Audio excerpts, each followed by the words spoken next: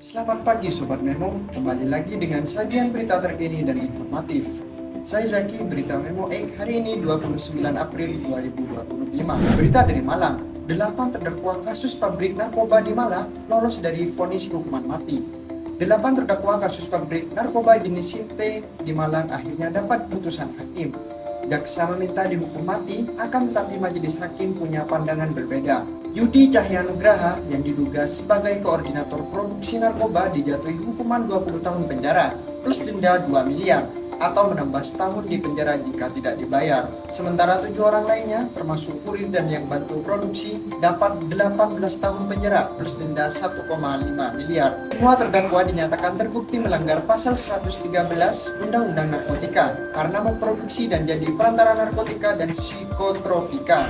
Berita dari Surabaya, Pemprov Jatim kembali lahirkan doktor. Tahun 2025 tersedia 2.000 lebih beasiswa. Gubernur Jawa Timur Khofifah Indar Parawansa ungkap Pemprov Jatim telah mengelontorkan beasiswa untuk 6.000 lebih orang dalam kurun waktu 5 tahun terakhir.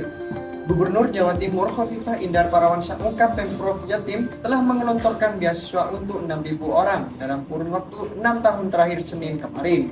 Khofifah mengajak para civitas akademika untuk ikut ambil bagian melalui konsep pemikiran Islam dalam menyeimbangkan sekaligus menyejukkan perdamaian dunia. Khofifah memandang saat ini banyak muncul ormas-ormas baru yang juga harus mengikuti tata kehidupan yang berkeadaban.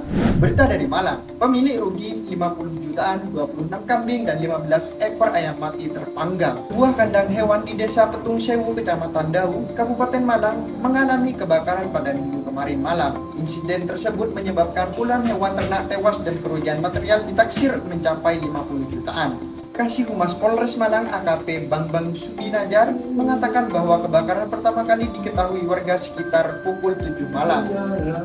Api dengan cepat membesar dan menghanguskan kandang berikut hewan ternak di dalamnya.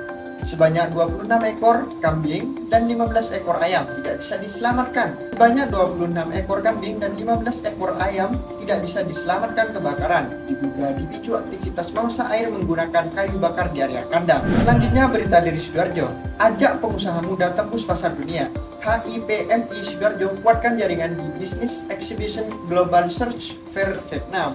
Dengan semangat mendorong pertumbuhan ekonomi daerah dan memperluas konektivitas bisnis lintas negara, BPC HIPMI Sidoarjo kembali menunjukkan langkah progresif, salah satunya dengan menggelar bisnis trip internasional yang berlangsung mulai 20 April hingga 26 April 2025. Perjalanan bisnis ini difokuskan ke Vietnam, Ho Chi Minh City. Harapannya akan membuka akses pasar, akses kolaborasi, dan wawasan komprehensif terkait ekonomi global serta mampu memperluas jaringan internasional bagi pelaku usaha muda di Sidoarjo. Program ini menjadi bentuk komitmen nyata HIPMI Sidoarjo dalam menjawab tantangan globalisasi, termasuk mendukung visi pemerintah dalam mencetak pengusaha muda yang tangguh, adaptif, dan mampu menjalin kemitraan strategis secara nasional maupun internasional.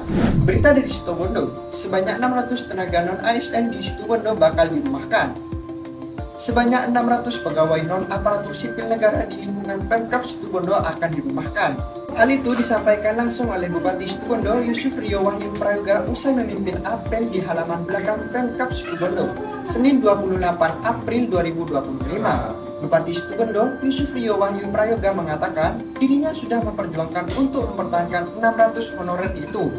Mas Rio khawatir pada 600 honorer yang akan dirumahkan itu akan menambah angka pengangguran terbuka semakin melebar di Kabupaten Situbondo. Ia juga menjelaskan dari honorer itu tersebar merata di dinas-dinas dan paling banyak honorer guru. Untuk info lebih lanjut, baca Harian Pagi Memo X. Sampai jumpa. Sekian berita dari kami redaksi Memo X. Sampaikan. Terima kasih.